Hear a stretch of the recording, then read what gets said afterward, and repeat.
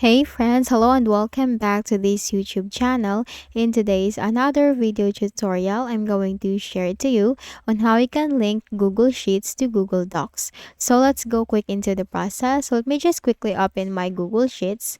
So I have this data in my Google Sheets, and in order to link or in order to copy this data into the Google Docs, we need to link it so that whenever we are going to make changes here in the data of our Google Sheets, it will be the same changes in the data in our Google Docs. So what we can do is we need to select the whole table first.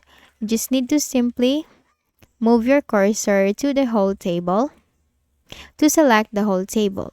And then press Ctrl C on keyboard to copy, or you can simply click on the edit option right here on the ribbon and simply click on copy. Now once you have copied the whole table, open your Google Docs. So I have this Google Docs, and then simply press Ctrl V and you will find this window. Paste table, link to spreadsheet, only editors can update the table, and then paste unlinked. Now we need to link the Google Sheets into the Google Docs. So we need to choose the first option, link to spreadsheet. So simply click on paste, and that's it. Now let's open our Google Sheets to see as to what is really the function of linking it. So if I'm going to change this data, see if I'm going to change this to 600, and this one is 601, this one is 603. Now that is changed. Now let's open our Google Docs, and you can see this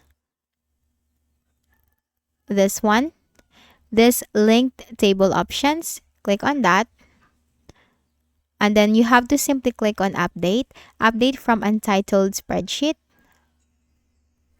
If I'm going to click on that, you can see that the changes that we have made from the Google Sheets has been applied to Google Docs. So that's the use of linking your Google Sheets into your Google Docs.